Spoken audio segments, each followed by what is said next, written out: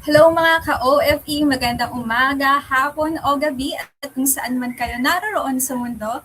Para sa mga bago pa lamang sa aming community, kami ang Overseas Filipino Entrepreneurs, isang platform na nagbibigay ng kaalaman at inspirasyon sa bawat OFW pagdating sa mindset, pag-i-invest at pagnanegosyo.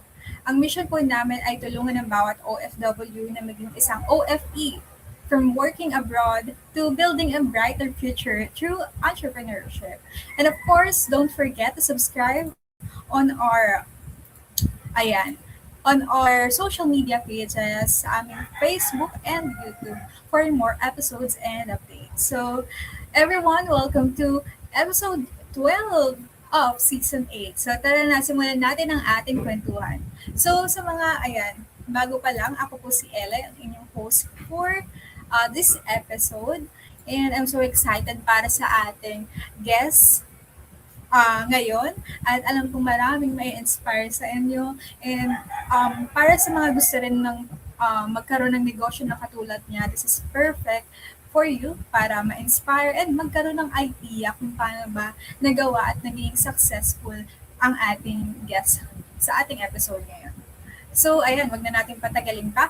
I just want to recap lang pala yung last episode natin si Miss Jem, which is ako rin yung nag-interview sa kanya. Sobrang na-inspire ako sa kanya at nakaka-proud bilang isang Pilipino na marami na siyang napatunayan as isang normal na Pilipina na nasa ibang bansa. Talagang pinakilala niya na ang kultura ng Philippines sa ibang bansa pagdating sa kanyang business. Talagang marami na din siyang natulungan na Filipino and even mga taga ibang bansa din na kumukuha ng courses sa kanya. So sa mga hindi nakaka-recall sa last episode natin, si Miss Jem, isa siyang educator at multi-preneur na naniniwala na ang true success is not just about personal achievement but also about making a meaningful impact on others, especially fellow OFWs through empowerment and shared growth via GEMS Global Institute. So, sa mga interested na kumuha ng courses, so ang daming course na ino-offer ni Ms. Gem, you can visit their page at GEMS Global Institute. So, sobrang dami na rin nilang followers. And, ayan, very credible talaga. So, ayan, without further ado, ayan, pumunta na tayo sa ating talagang topic ngayon. So, i-intro ko na po siya para hindi na po natin um, patagalin pa to. So, ayan, the chef, the leader, and the secret recipe for success. So, without further ado, let us all welcome Mr. Alan Tulalian of Antonio's Integrated Farm and Leisure. Hi, sir. Good afternoon. Yes, good afternoon po diyan sa Pilipinas. Magandang hapon po. All right. So, sir, before anything else, maraming salamat po ulit sa pagtanggap ng aming invitation to be our speaker ngayon and para ma-inspire ang ating mga OFEs na nanonood right now. Maraming salamat, sir. Maraming salamat din po. So, sir, kamusta na po ngayon sa place na like anong oras na po dyan? Kasi alam po namin nasa ibang bansa kayo right now. Um, sa ngayon po is 6:15 Trinidad and Tobago time. Dito po kami ngayon sa Caribbean Island. Matatagpuan po location is from South America. Wow.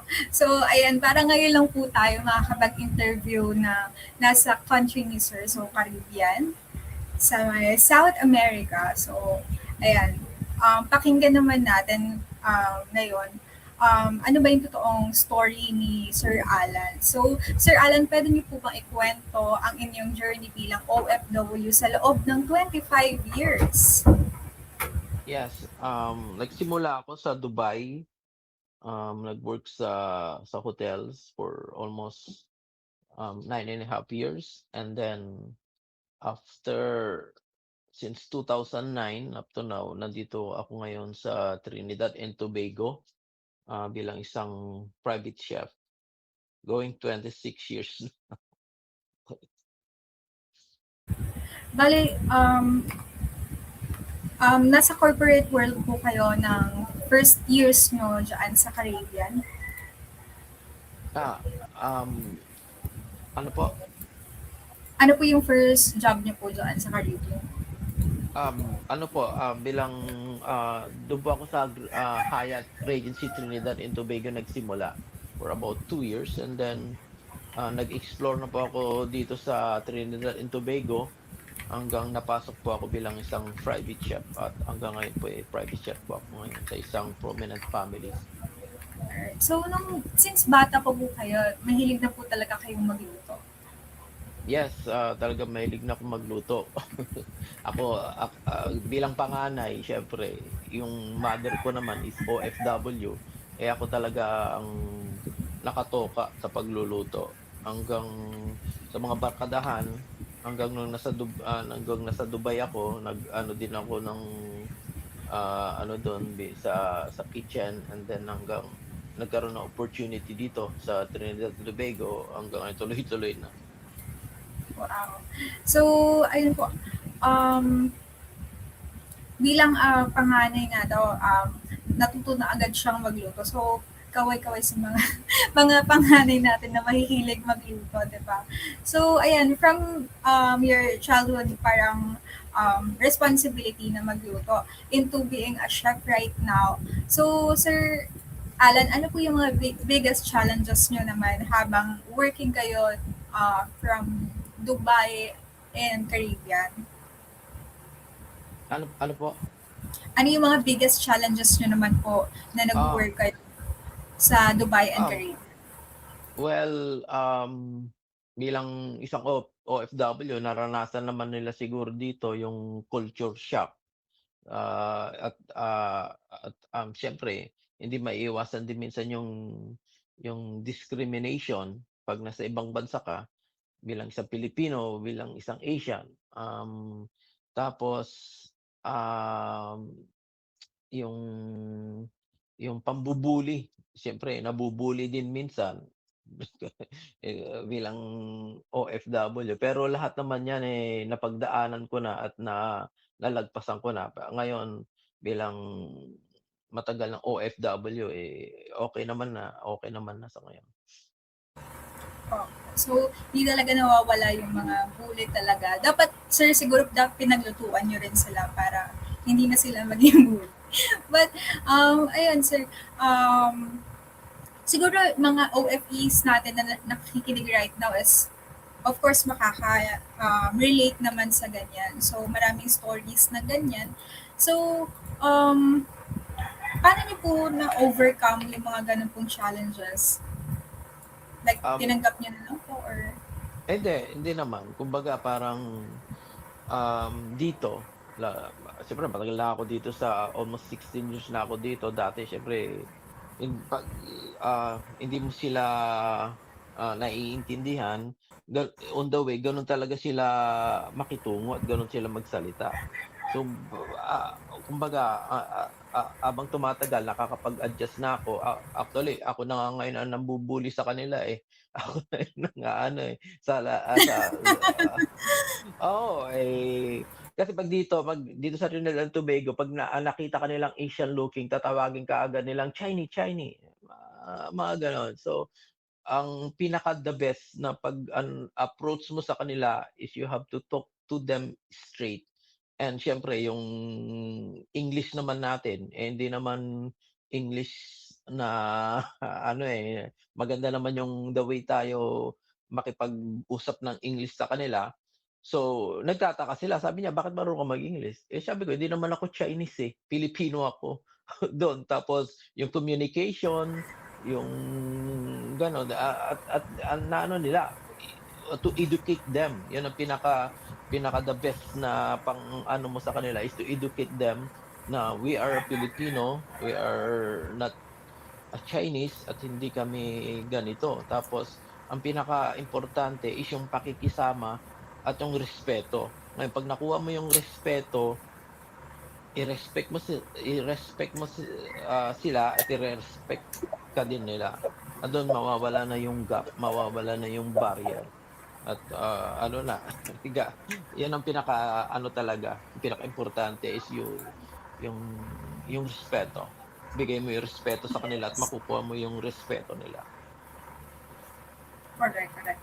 So, ayun, talagang kailangan i-build mo rin muna yung self mo para makagain ka din talaga ng respect from others. So, um, Sir Alan, ano naman po yung naging like turning point nyo para mag-aral ng financial literacy sa Ateneo de Manila? And paano nyo naman po siya na-apply um, sa inyong ventures? Ano po yung mga natutunan nyo? Um, Unang-una nagpapasalamat ako sa DMW at OWA Washington kasi ito yung kanilang programa para sa mga OFW dito sa Americas and the Caribbean island.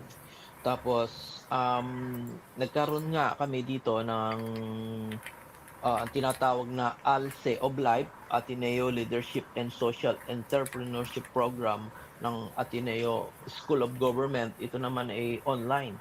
Ito ay yung ginanap during pandemic para tulungan ang mga OFW na katulad ko para paano humandle ng kanilang finances.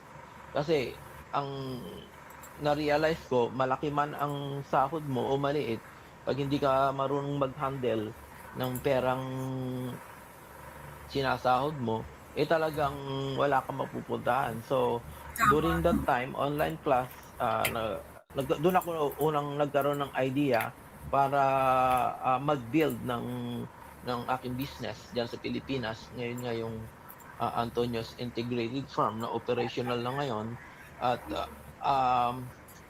hanggang ngayon, dine-develop ko pa rin. Kumbaga may mga nagre-rent na, may gumagamit na, pero siyempre sa farm naman, talagang continuous naman yung ano mo, yung pag, ano mo ng mga amenities mo para nang sa gano'n, tumaas yung rent, tumaas yung value.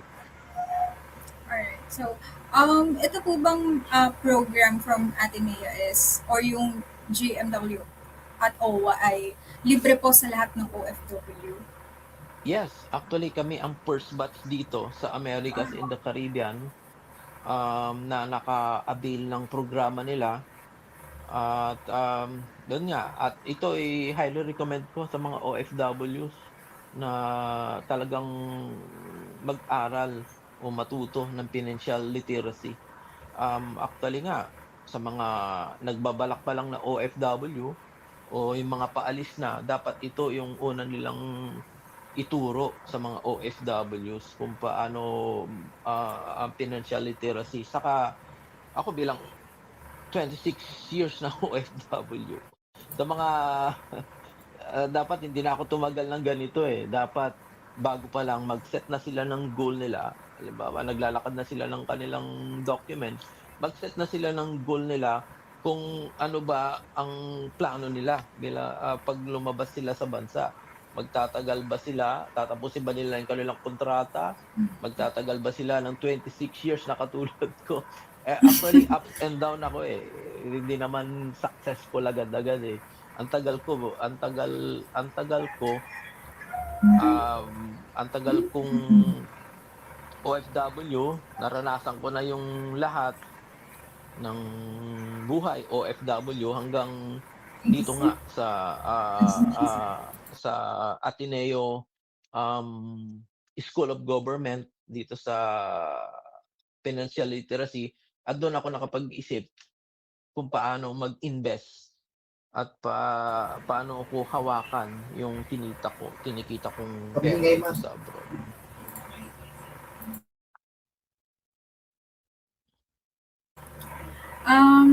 Ayun po, bilang yung mga experiences niyo po abroad, so hindi po basta-basta yan. Like, saludo po talaga ako sa mga OFW na ang tagal na nag-work sa ibang bansa and talagang ang dami nilang sacrifices. So, hindi natin ma-discuss lahat-lahat yung mga talagang hirap ng mga OFW ngayon.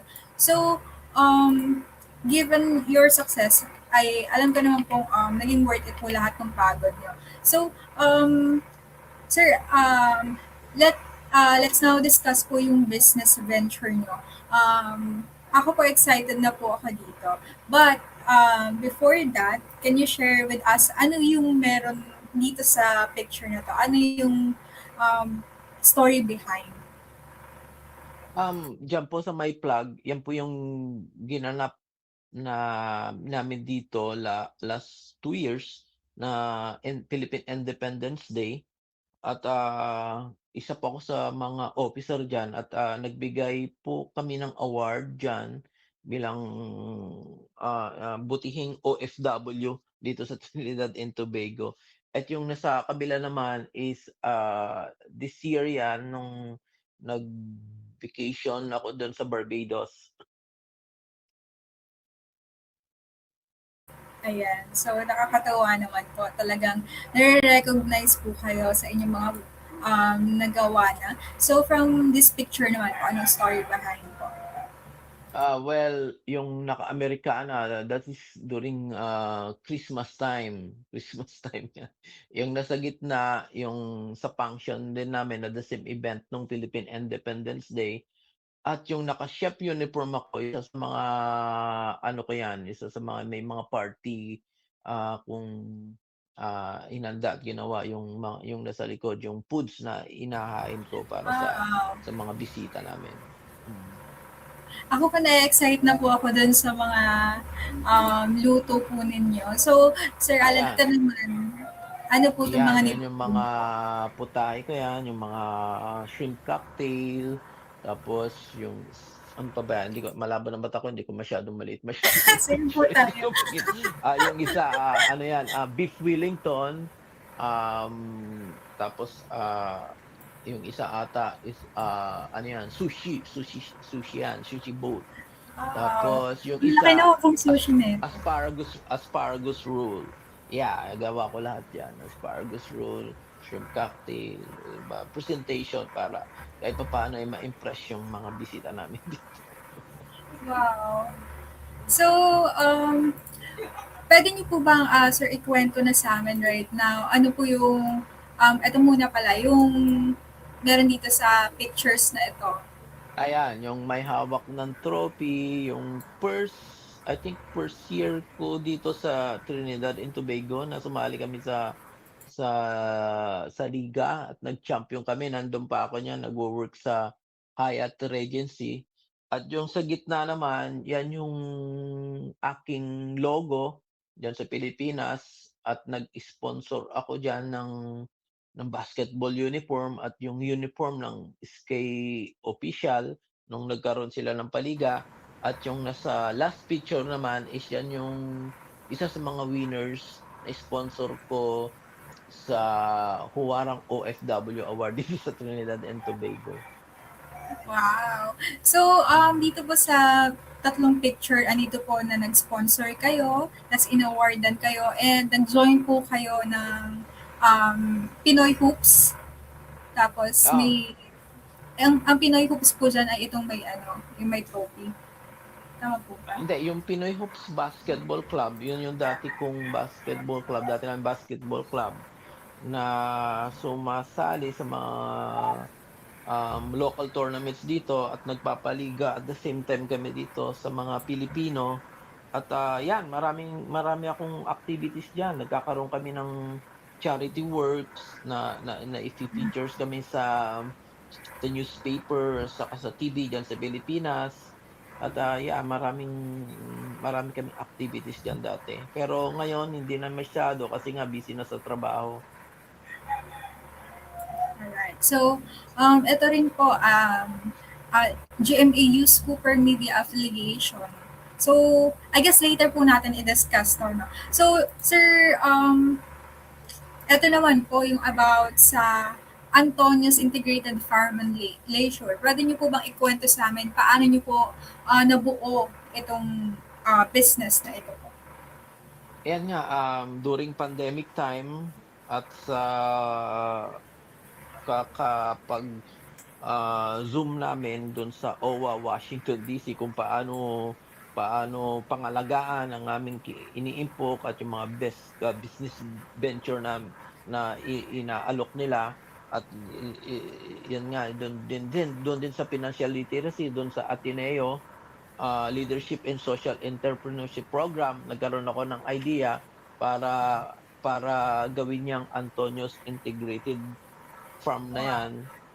Una nagtanim ako ng kalamansi and then yung maliit na swimming pool and then nagpagawa ulit ako ng malaking swimming pool and then yung mga cabin, tapos may kawabat pa, tapos yung mga halaman para maging farm talaga na may touch ng Caribbean.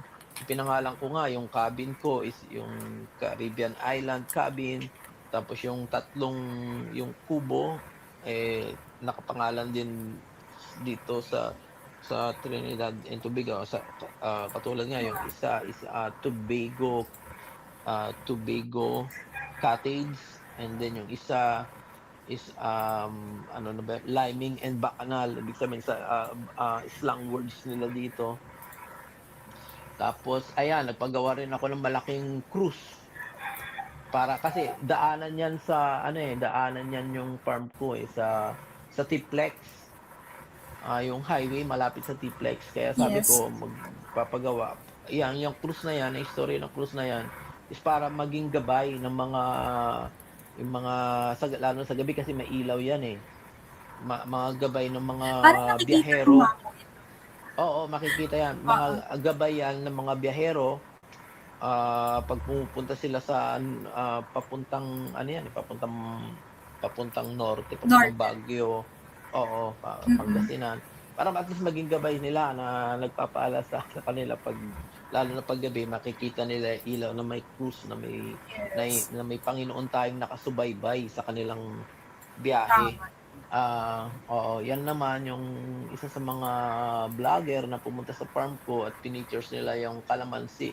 Papasalamat nga ako sa kanya kasi ang ganda ng gawa niya sa sa vlog niya, na namimitas sila Yes. ng kalamansi, ayan namitas sila ng kalamansi, gumawa sila ng kalamansi juice, nag-picnic sila dun, nag-swimming at saka yung 'yan na yun yung mga minsan umuupa, nagre-rent tuwing weekend and then 'pag may birthdays o kung may occasion sila, reunion, Mm. nagagamit na din at kahit papaano yung expenses katulad ng electric bills and then yung internet, tapos yung mga ibang expenses na rin ng farm diyan na rin kinukuha.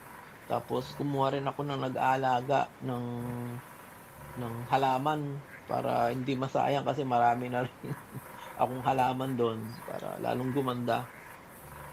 Okay. So, nakakatuwa po, by just looking at the picture, parang nare-refresh na ako. Parang sobrang calm po ng place. Sir Allen, ano ba to? Sobrang laking farm ba niya? Gano'n po kalaki siya? Is, Like, meron po, um, is is a 1 hectare farm. wow. Tapos, yung iba may tinaniman ko rin ng mga fruit bearings, katulad ng mga katimon mango, avocado, um, maraming mga fruit bearings dun na napapakinabangan nila. Merong dragon fruits at yung Wow. isang side naman nung farm hanggang ngayon, nagtatanim pa rin sila ng ng palay and then after palay is mais para na rin hindi masayang yung Yes, yung iba. bakanting lupa at meron ding ano 'yan, meron ding, concrete ponds. Nag-aalaga sila ng chito o kaya tilapia and then Wow. kasi yung waste nung swimming pool pagkatapos napupunta dun sa concrete ponds and then from concrete pond kaya integrated farm, walang chemicals yung pool ko para magamit nila pandilig ng kalamansi, ng mga halaman at Wow. ng mga iba pang pananim. Yun din, Tama po. meron ding ano diyan, meron ding mga itik saka saka manok and then meron din akong dati meron akong 3 baka Kasi yung waste nila, yung manure ginagawang pataba rin para talagang sustainable po, ika nga ng ano, sa mga farm, um, ano nila, walang chemicals. Yung mga fruits po na pinipik nila, libre po ito. Oo, binibigay ko na sa kanila 'yan kasi para na rin, ah, mapang-promote ng farm ko. Sabi ko, "Kumuha na kayo." Kahit minsan yung mga nagsi-swimming dun o ano, 'pag ano, namimitas na sila dun ng mga kalamansi o kaya yung mga mangga, ta's may Indian mango pa dun, wala namang problema dun. So, ayan, sa mga interested pumunta sa Antonio's Integrated Farm and Leisure. So, we will share later kung saan nyo siya mapupuntahan. So, um, ayan, wait lang kayo and hintayin natin hanggang last part ng ating interview. So, ayan, Sir Alan, ano naman yung mga products and services ng Antonio's Integrated Farm and Leisure? Yun lang yung, ayan meron akong, cabin room, tapos puwede silang mag-stay overnight. Mhm. Sinet-up ko ngayon parang 5-star amenities, eh, isang room at Yes. na magaganda rin yung rate ko sa Airbnb kasi may mga guest din ako nakukuha minsan sa Airbnb at hindi ko pa nga na-upgrade kasi yung price ko sa Airbnb, eh, masyado ng mababa kaysa dun sa walk-in kaya i-a-upgrade ko pa yung ano ko dun sa Airbnb kasi 'pag yung price ko dun, eh, lugi na 'pag nag-stay sila dun kasi marami ng amenities saka maganda naman yung lugar. Kumbaga yun yung i-aano ko pa kasi mayroong basketball court, half court, and then, may ginagawa ako ngayon na lalagyan ko ng bilyaran para, saka yung papagawa pa ako ng pickleball Wow. courts para Yes, ma-enjoy yes. yung pag-stay nila dun. Ano naman nila yan, eh, 'pag, nag-rent sila dun puwede nilang gamitin lahat yung amenities ng farm. Tama po. Talagang dinadayo din talaga ang mga pickleball areas right Yeah, now. mm. Tama po yan. Ayan, Sir Alan, given na OFW kayo until now, sobrang curious ko, paano nyo na po na-handle yung ganito kalaking business? Paano po kayo nag-handle ng staff management din remotely? Andun naman yung father ko saka yung kapatid ko, pero naka-monitor din ako kasi may CCTV rin yung farm ko, nakikita ko rin yung daily basis dun. May 10 akong CCTV kaya nakikita ko rin minsan pinapasum ko at hindi pa ako minsan nakokontento, pinapapunta ko din yung kapatid ko, pinapa-video ko. At kung pinapagawa naman ako katulad ngayon may gumagawa ngayon sa farm ko yung grotto, yung beautification kumbaga, yung pinagawa kong wall tapos pinapaayos ko. Katatapos nga lang yung isang isang outlet na paglalagyan ko ng bilyaran. Through ano naman tayo ngayon, eh, katulad niyan online, ah, negotiation and then kahit na pagbili ng materyal may contact na akong hardware. Ako mismo nakikipag-usap sa kanila, kung ano yung kailangan ko tapos meron namang gumagawa dun na, kinakausap ko rin kung ano yung gusto kong ipagawa and then pagbayad, eh online din naman, meron naman akong OF Bank, ah, dun na rin ako nagbabayad sa kanila kung ano yung mga expenses, dun na rin ako nagpapadala by GCash o ano, through online naman na lahat. Kaya madali na lang.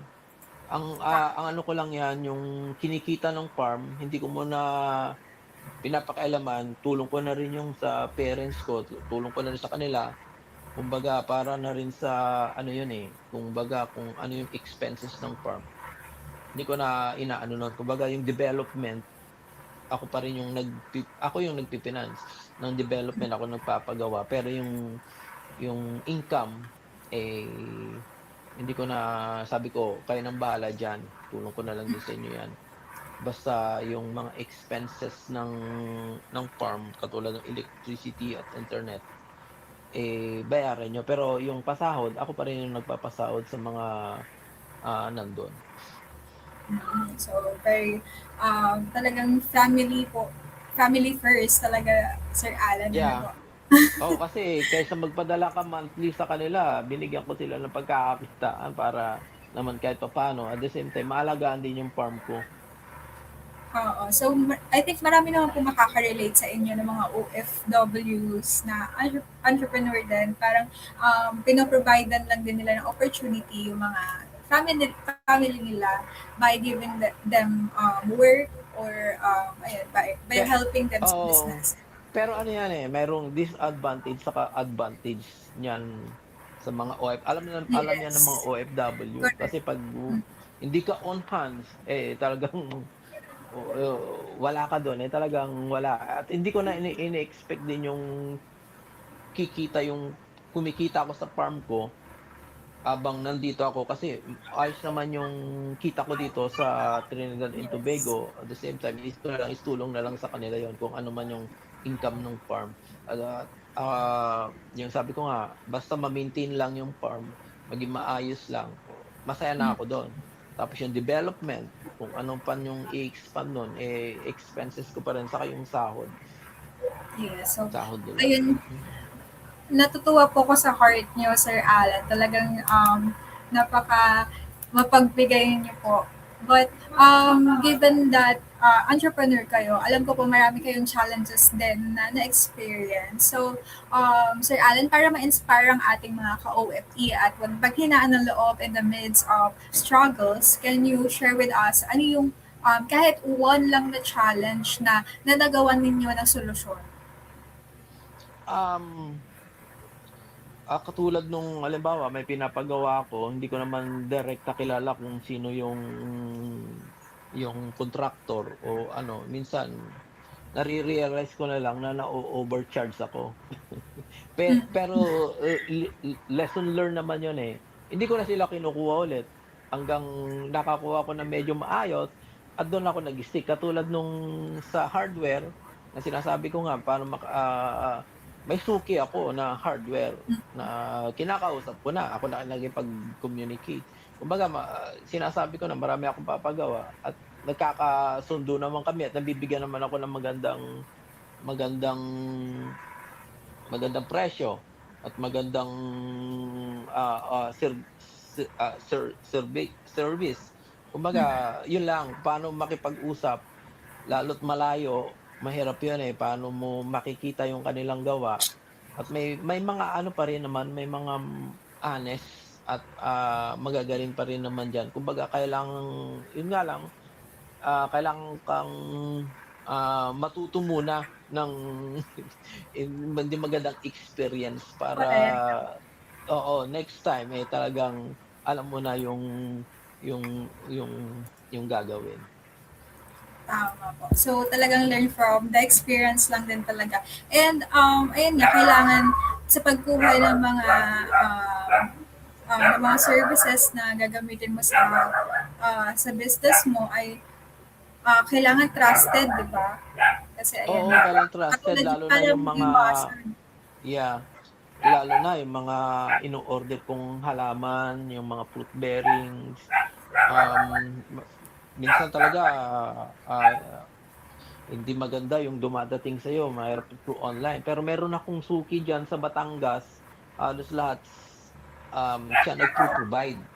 Minsan sumubok ako, umorder ako, worth 30,000 nga yung mga halaman o ano, pagdating dun, wala, ano bang salita, hindi na pakinabangan. Kumbaga, mahirap talaga magtiwala lalo na online. Kumbaga, 'pag may ano ka talaga na pinagkatiwalaan ka talaga at mag-stick na lang dun kasi maganda naman yung ano, yung service, maganda naman yung ano nila, service na pino-provide. Dun ka na lang, pati yung bayad hindi ka naman talagang tinataga kumbaga ang tawag ata dun.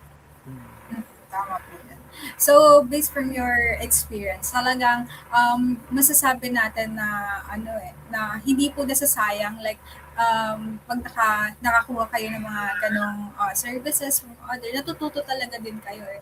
So, hindi siya nasasayang pa rin. So, ayun, sa mga nakaka-experience din na OFE natin, ayan, talaga kailangan mo lang din ng strategy or kailangan mong um, mag-improve or talagang maging smart sa pagkuha ng partner, di ba, or services para sa businesses.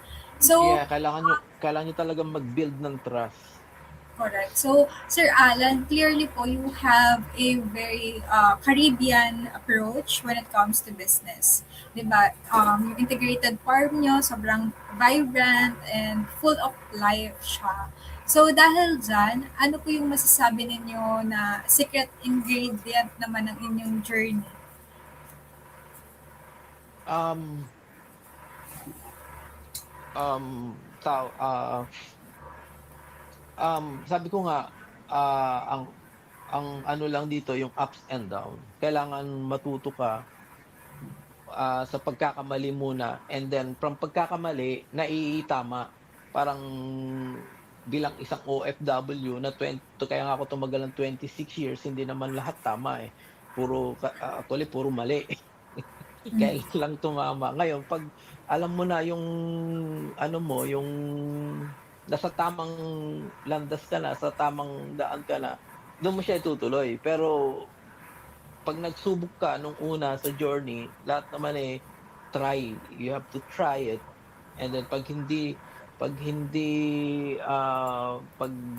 yung sinubukan mo at hindi hindi tawag dito, hindi nag-click, wag mo nang ituloy kasi lalo ka lang mababaon. Try another way again. Ngayon 'pag yung sinubukan mo sa kabila at sumang-ayon naman, dun ka na ituloy-tuloy mo na. Katulad nitong aking farm, medyo naging successful. So itinuloy-tuloy ko na yung invest ko dito kasi alam ko this is my future, this is my future retirement.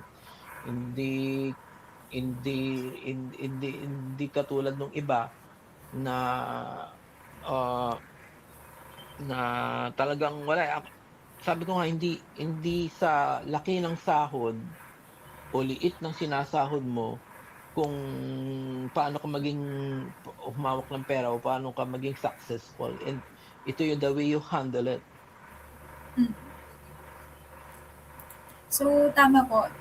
Talagang trial and error and nararanasan talaga yan ng kahit sino nagbe-business. But, wag kang magstay kung ano na yung nakasanayan. So, wag kang matakot na mag-explore ng other way.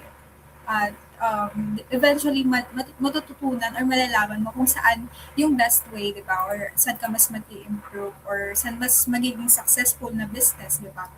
So, Sir Alan, meron tayong ano dito, na-skip kanina about GMA Youth Cooper Media Affiliation. Can you share with us, ano po yung ginagawa niyo dito? Oh, yeah, mahilig din kasi ako sa photography, dahil sa mayroon nga akong ano, Pinoy Hoops Basketball Club, and then shot, click, and then pino-forward ko, and then naging interesado naman isa sa mga producer ng US Cooper at na ipi-features naman nila. Kasi sabi ko nga, hindi masyadong kilala diyan sa Pilipinas kung nasaan ang Trinidad and Tobago. Yun na rin siguro yung interesting point kung bakit laging naifi-features yung mga ano ko diyan sa GMA Youth Coopers. At sa Philippines media naman dati is lagi na lang Middle East, Asia, Europe ang pinipictures nilang mga OFWs. So kaya ako nagkaroon din ng idea bakit hindi pwede naman kami i-features dito sa Caribbean Island. And then ako naman bilang isang photographer din, ginagandaan ko yung aking mga kuha para at istorya. Binibigyan ko rin ng istorya Kaya naipipictures din nila sa GMA Youth Cooper. Ayun. So, talagang hindi rin nakakalimutan din ni Sir Alan to do yung mga outside business, outside work, jobs, or duties, diba? So, meron pa po dito, from Antonio Talalian, Million Features. Can you share with us, ano naman po itong interview? Hindi, ano yan, sa Bombo Radio, Radyo. Bombo Radio Dagupan International, kung ano yung mga kaganapan namin dito sa sa Trinidad and Tobago o sa Caribbean Island, sineshare ko rin diyan sa kanila. Kaya ganyan. Hindi ko nga alam kung um, saan ako dati magaling, sa photography, sa pagre-report o sa business. Pero mag-i-stick na lang ako doon sa business ko sa Antonio's Integrated Farm. At least doon is for retirement. Pero may talent din ako sa photography at diyan sa pagre-reporting. Sinubukan ko rin. Ah, Ayun. So, kahit sa ibang bansa talagang kailangan mo rin ng hobby kasi so, wag mo kakalimutan din yan kahit nagbe-business or may work ka na para, of course, hindi ka ma-burn out.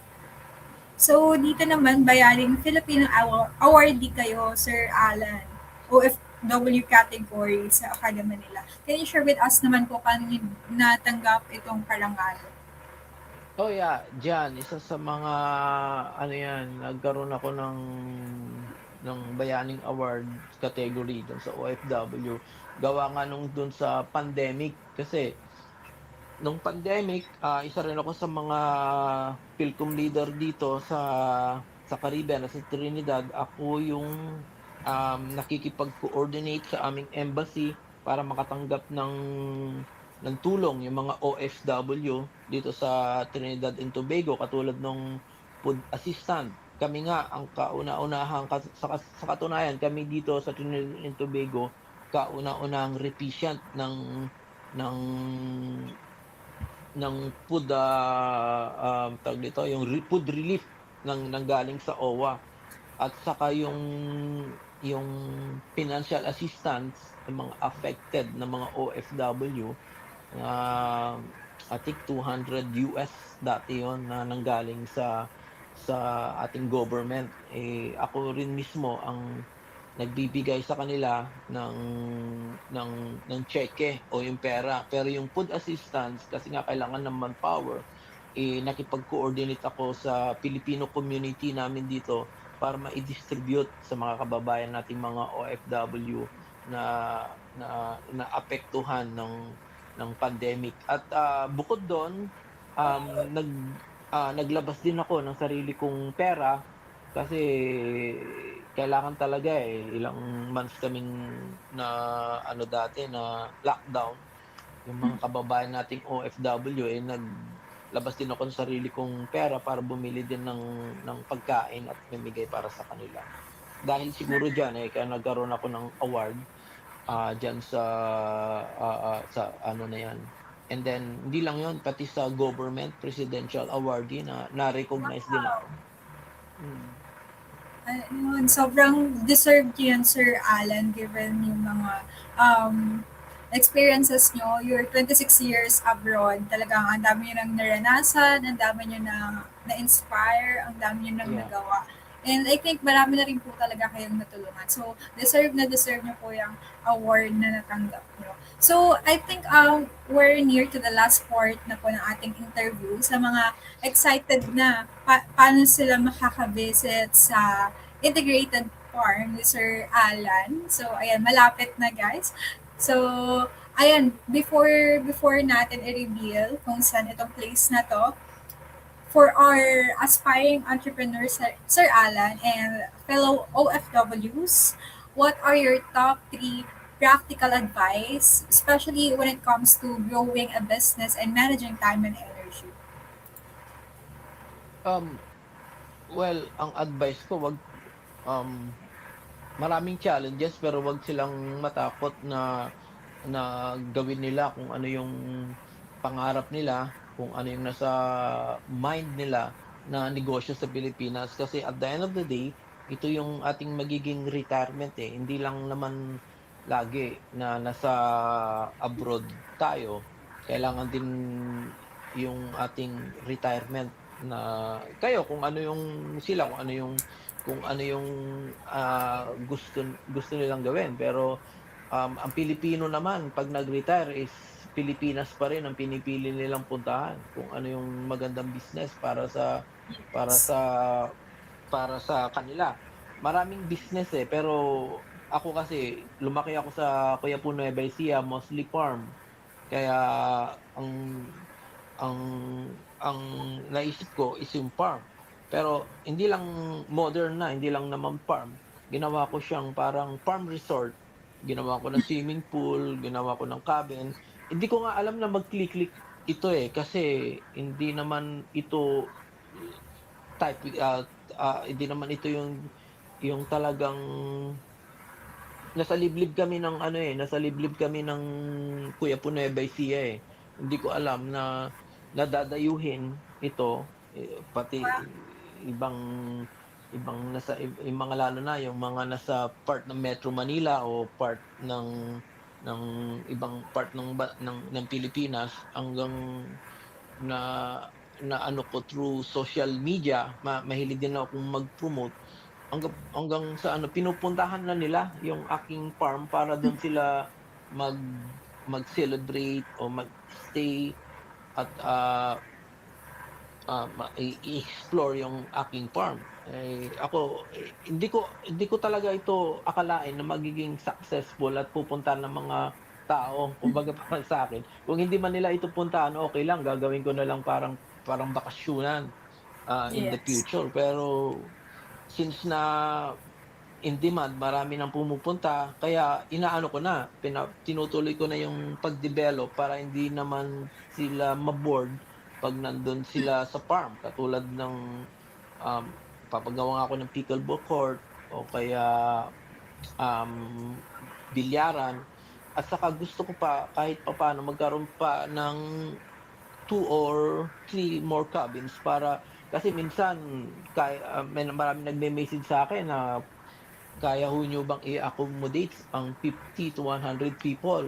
Sabi ko, hindi ko kayang i-accommodate yan kasi nga puwede kayong mag-stay for 1 day pero yung 2 to 3 days mag-stay sa farm, eh, hindi ko pa ho kaya yan. Siguro kaya ko lang mga 10 person or 12 para mag-stay overnight sa farm ko, yun lang. Pero siyempre, kailangan ko pa rin yung ano, i-expand. Kailangan ko pa rin yung magkaroon ng 2 or 3 cabin para maging fully developed na talaga siya bilang isang farm resort. Pero ngayon farm muna. Yes. So, given that situation, I know po na mas lalaki pa talaga ang Antonio's Integrated Farm. Kasi dinadayo na sila even malayong location. So, even I, myself, nakita ko siya kanina. Parang gusto ko rin talaga siyang puntahan. So, soon, I-try let's see. So, yeah, ayan. why not? Mhm.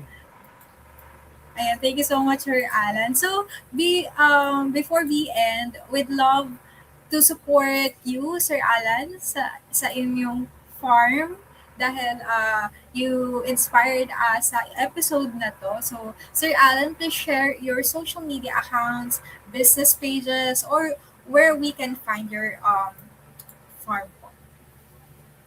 Yeah, Antonio's Integrated Farm and Leisure. Yeah, may Facebook page ako diyan. Saka yung Facebook ko, Alan Tulalyan. Yan lang yung ano ko. Maraming salamat po. Alright. Thank you so much, Sir Alan. So, sa mga ka-OFE natin na interested na mag-visit din sa Antonio's Integrated Farm and Leisure, so you can check their Facebook account at Antonio's Integrated Farm and Leisure, email address, and then address nila sa Barangay Loob, Quiapo, Philippines 3117. Is this from Nueva Ecija po? Ano tama? Yeah, Nueva Ecija. Yeah.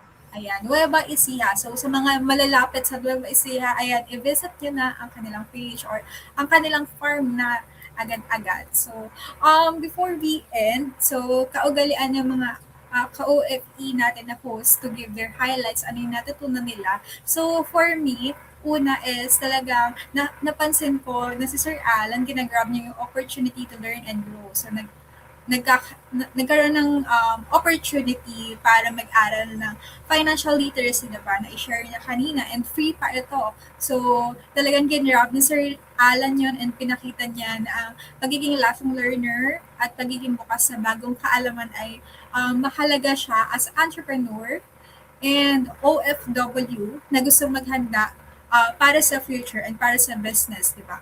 And then second, don't be afraid to try. Ayan, trial and error ay part talaga siya ng success even sa mga businesses or sa mga entrepreneur natin. So, based kay Sir Alan, hindi dapat katakutan yung pagkakamali sa business, 'di ba? Trial and error nga ay part lang ng process. So, ang bawat challenge natin at setback ay pagkakataon to para matuto tayo at maging mas mahusay na entrepreneur. And for me, ito yung last ko na key takeaways and talagang namangha ako and na-inspire kay Sir Alan kasi sa mahigit na 26 years niya na OFW, pamilya talaga yung inuna niya dahil ayun nga, hinahelp pa rin niya until now and ang kanyang journey ay paalala lang sa atin na mas nagiging makabuluhan ang success natin kapag ito ay sinishare natin sa iba and sa ating loved ones, di ba? So, ayun, maraming salamat po, Sir Alan, sa inyo pang inspire sa amin sa episode na ito. So, lastly po, can we ask po like konting inspirational message before we end this live, Sir Alan? Sa mga kababayan kong OFW, ano lang,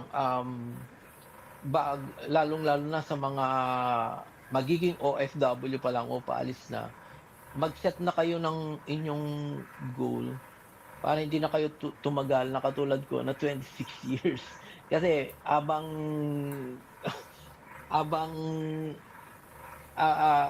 mahirap malayo sa pamilya, lalo na sa kanilang anak o ano.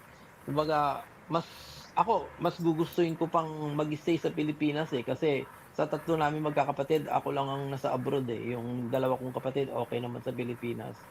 Tumagal nga lang ako dito sa abroad. Kasi hindi ako nag-set ng goal ko nung una pa lang nung nasa abroad pa lang ako At hindi rin ako marunong mag-manage ng aking financial. Kayo, abang paalis, nag-aano na kayo ng requirements niyo, mag-set na kayo ng goal niyo at mag-set na kayo ng goal niyo at at the same time, mag-aral na kayo ng financial literacy para marunong kayong humawak ng inyong sasaurin. Maliit man yan o malaki, ganun pa rin Nasa inyo yan kung paano nyo i-manage yung inyong finances. Kumbaga, ganun lang. Mahirap malayo sa pamilya. Ako, sanay na ako, 26 years, kaya okay lang. Pero yung mga bago, yun yung advice ko sa kanila. Ayan. Thank you so much for that, Sir Alan. So ang dami ko pong natutunan right now and I believe marami rin pong natutunan and na-inspire sa ating mga ka-OFE. So, ayan, mga ka-OFE, dito na po nagtatapos ang ating live session. Abangan niyo ulit kami next Thursday. Pero, syempre, bago kayo umalis, huwag niyo kalimutan mag-like, follow, and subscribe sa aming mga social media accounts. And don't forget to join our OFE Investing and Business Community page. Hanggang sa susunod na episode, mga ka-OFE. Bye! Maraming salamat po. Thank you so much po.